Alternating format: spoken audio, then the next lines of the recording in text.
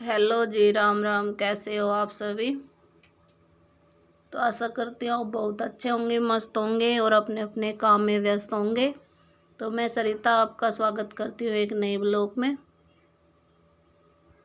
तो मैं कर रही हूँ ये ब्लाउज की सिलाई और बने रहे वीडियो में वीडियो को फुल वॉच करना।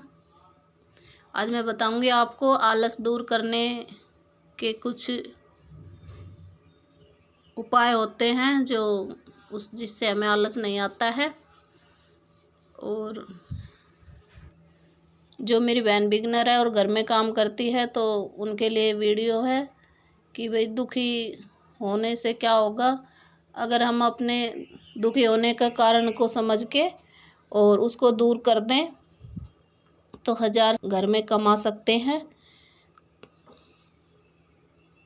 तो देखो, ये कोई बड़ी बात नहीं है। अगर हम चाहें तो कुछ भी कर सकते हैं, हम किसी से कम नहीं हैं। तो आप बने रहें वीडियो में, आगे हम बताएंगे आपसे कि कैसे हम आलस को दूर कर सकते हैं।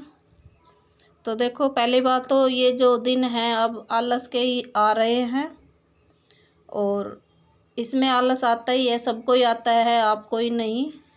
तो इसको दूर करने का एक ही सबसे आसान तरीका है कि आपको जिस भी तरह का म्यूजिक अच्छा लगता है, भजन अच्छे लगते हैं तो भजन सुनो, या फिर कुछ गाने वगैरह अच्छे लगते हैं तो वो सुनो। तो वो चला के रख दो आप और अपने में लग जाओ। तो देखो, आपका खुद से खुद आलस ऐसे दूर भाग जाएगा कि आपको पता ही नहीं चलेगा और आपका काम में मन भी लग जाएगा। तो मैं तो यही करती हूँ। मुझे भी बहुत आलस आता है, लेकिन मेरा काम जब पड़ा रहता है तो मुझे तो क्या बताऊँ, मुझे तो ऐसे दिमाग है ना इतना ख़राब हो जाता है। तो मुझे श्याम बाबा के भजन बहुत अच्छे लगते हैं तो मैं वही चलाती हूँ और मेरे घर में पूरे दिन ही भजन चलते रहते हैं और मैं अपनी मशीन पर अपना काम करती रहती हूँ। नहीं कि मैं दूसरे को किसी को परेशान करूँ, सिर्फ मुझे ही सुनाई देते हैं वो और मैं अपने काम में लगी रहती हूँ। तो देखो, इससे ना हमारा आलस दूर हो जाता है। और ये ट्रिक आप ज़रूर करके देखना और फिर कमेंट में ज़रूर बताना कि आपका आलस दूर हुआ या नहीं हुआ। तो आलस की तो आज यही बात थी कि भाई इससे ही आलस दूर हो सकता है। और अगर आपको नींद में कुछ दिक्कत आ रही है तो पहले आप करो और उसके बाद आप काम करो बिल्कुल फ्रेश होके, तभी आपका आलस दूर होगा। और फिर एक दिन में आप 1000 से 1500 रुपये आराम से कमा लोगे, कोई बड़ी बात नहीं है। आजकल तो देखो, मेरे पास तो ये मशीन है तो इसकी स्पीड कुछ ज़्यादा ही है। तो ये जो मैंने ब्लाउज सिला है ये है और एक ब्लाउज और सिला है मैंने। तो ये रात हो रही है तो 20 मिनट में मैंने दोनों ब्लाउज तैयार कर दिए हैं। और इस ब्लाउज़ के हम 120 रुपये लेते हैं। आप बताना आपके वहाँ कितने रेट है, क्योंकि ये बिना अस्तर के हैं। अस्तर वाले के हम 200 रुपये लेते हैं और अगर डिजाइन बनाना होता है तो उसके हम 50 रुपये एक्स्ट्रा लेते हैं। उसमें हम डोरी अपने तरफ से ही लगाते हैं, डोरी भी। और देखो, हमारे तो कम ही रेट है, आप बताना आपके यहाँ कितने हैं। पर ठीक ठाक है, इतने कम भी नहीं है तो इतने ज़्यादा भी नहीं है, ठीक है। वो कहावत तो सुनी होगी आपने कि ज़्यादा खाते मर जाएंगे लेकिन कम खाते नहीं मरेंगे। तो वही बात है हमारे साथ, क्योंकि अगर हमने रेट बढ़ा दिया तो हमारे ग्राहक टूट जाएंगे और हमारा नॉर्मली रेट सही है, इससे हमारे ग्राहक भी आते रहेंगे और हमारा काम भी चला और हमें भी दिक्कत नहीं होगी। तो यही बात है, बस हम अपना थोड़े में ही ठीक है। तो यहाँ कितने रेट है।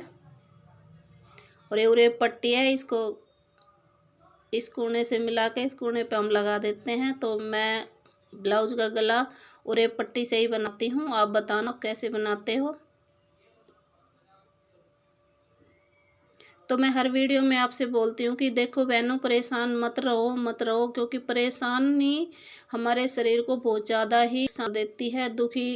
जब हम दुखी रहते हैं तो हमारा शरीर एकदम बिल्कुल ही कमज़ोर हो जाता है और हमारा दिमाग चिड़चिड़ा हो जाता है।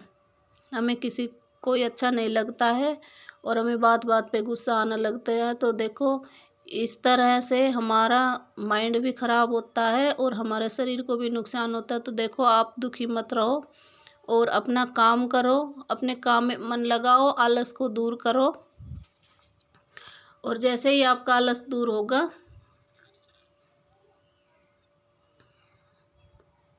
तो आपका काम में मन लगेगा और आप दिन में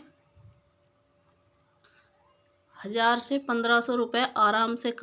मेरा खुद का मानना है, अगर मैं सुबह में अगर 7 बजे बैठती हूँ मशीन पे, तो शाम 10 बजे जाते हैं तब तक मैं मशीन पे काम करती हूँ। मेरी बेटी है वो काम कर लेती है और मैं मशीन पे, अब तो छुट्टी पड़ गई है इनकी, तो देखो घर में जो छोटे काम होते हैं वो तो वो कर ही लेती है और बाकी तो मुझे ही करने पड़ते हैं। तो मैं टाइम से ही अपनी मशीन पर बैठ जाती हूँ। और कल रात से तो हमारी लाइट आंधी आई थी, तो उसकी वजह से हमारी लाइट कट गई थी, तो पूरी रात ही परेशानी हो। इन्वेटर चला फिर बंद हो गया था, तो बच्चे भी अच्छी तरह से सो नहीं पाए, तो इसलिए वही फ़िलहाल सो रहे हैं। मैंने रोटी सब्ज़ी सब बना दी है और मैं अब अपनी मशीन पे आई हूँ। तो देखो, आपकी आलस का हल निकल आया होगा। मेरा तो मानना यही है कि देखो, आलस हमें इतना गिरा देता है, हमें हर तरह से कमज़ोर बना देता है। नहीं तो हम काम ही कर सकते हैं, नहीं हम कुछ, मतलब मेरा कहना यह है कि आलस एक बहुत ही बुरी लत है जिससे हमें बचना चाहिए। और इसे बचने का उपाय एक ही है, वो ज़रूर करना और फिर आप बताना कि ये दिन है ही ऐसे जहाँ हमें आलस आता है। मत सोचना कि आपको आता है, लेकिन इसका कोई सलूशन भी है, ऐसा नहीं है कि नहीं है। तो वो ज़रूर करना और अपने जीवन में खुश रहना। और दुखी होने से कुछ नहीं होगा, क्योंकि दुखी होने से ना तो हमारा ही नुकसान होना है, किसी का कुछ नहीं जाएगा। तो मेरा तो यही मानना है।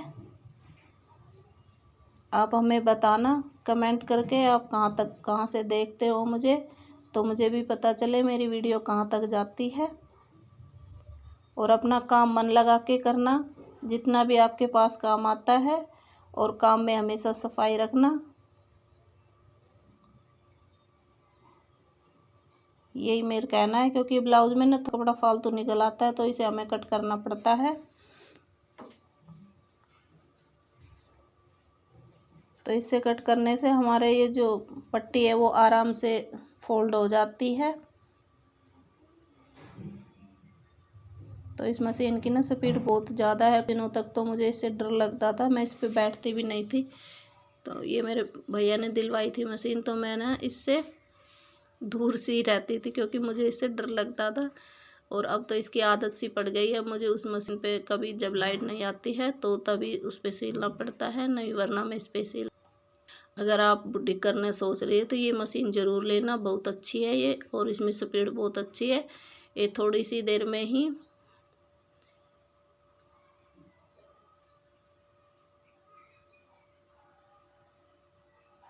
तो इस मशीन से, वो जो मेरी मशीन से उसे सलवार बनाने में, और इस मशीन से मुझे 20-25 मिनट में मैं सलवार तैयार कर देती हूँ। तो इस मशीन की इतनी स्पीड है। तो आज मैं आपको 39 इंच की सलवार बताऊँगी। तो देखो, ये हमने 8 इंच की बेल्ट निकाल ली है,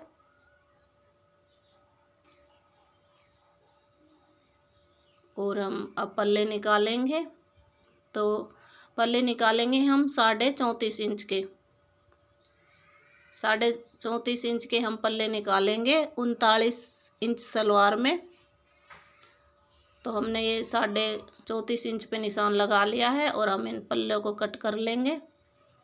इसमें से ही हम पोंचे के लिए कपड़ा निकालेंगे। हम फोल्ड ऐसे सीधा करके 15 इंच कपड़ा नाप लेंगे। 15 या 14 इंच तो हमारे पल्ले होने ही चाहिए। तो ये हम इसको नाप लेंगे और फिर यहाँ साइड से हमारे जो पोंचे का कपड़ा वो निकल आएगा, इंच नाप के निशान लगा देंगे। इस साइड भी लगा देंगे और इसको हम फिर फोल्ड कर लेंगे। इस तरह से फोल्ड करके और ये जो बीच की पट्टी है इसको हम हटा देंगे। ये कुछ बेल्ट में लग जाएगा और कुछ हमारे पोंचे में काम आ जाएगा। तो देखो आसानी से सलवार कटिंग हो जाती है। जो भी मेरी बहन बिगनर है और अगर उनका यही नाप है 39 इंच का, तो वो ज़रूर सलवार कटिंग करें। आपकी सलवार कभी भी ख़राब नहीं होगी। और ये 1 इंच हमें यहाँ से डाउन करना है। इसका क्या फ़ायदा होता है कि हमारी जो सलवार पोंचे पे गिरती है वो नहीं गिरेगी। इस 1 इंच डाउन करने का यही फ़ायदा होता है। कट कर लिए हैं और बेल्ट भी हो गई है, पोंचे का कपड़ा भी निकल गया है। और अब हम सलवार की कलियां निकालेंगे। तो हमने कपड़े को डबल फोल्ड कर लिया है और यहाँ से 34.5 इंच पे हम निशान लगाएंगे कली का। आसन का हम बाद में लगाएंगे, पहले हम कली निकाल लेते हैं पूरी। यहाँ से हम 1.5 इंच पे निशान लगाएंगे और वहाँ उधर भी 1.5 इंच को हम मिला देंगे।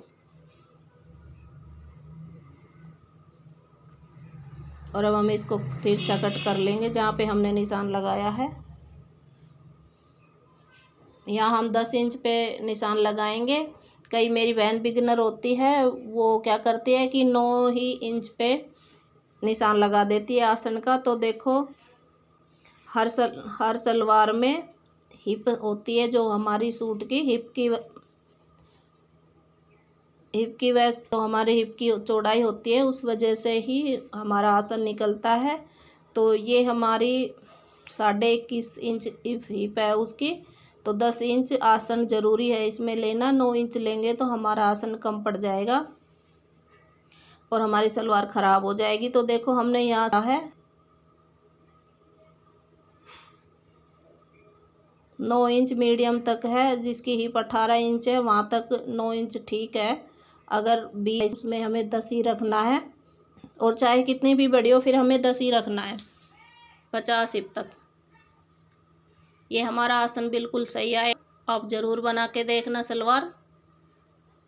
हम 10 इंच पे ये कटिंग कर देंगे और ये हमारी सलवार कट हो गई है। आप बताना हमारे सलवार कटिंग करने का आपको ये कैसा लगा और आप किस तरह से कटिंग करते हो। ज़रूर मिलते हैं आपको अगली वीडियो में। जब तक के लिए जय श्री श्याम और खुश रहे, अपने अपने काम में व्यस्त रहे। जय बाबा की।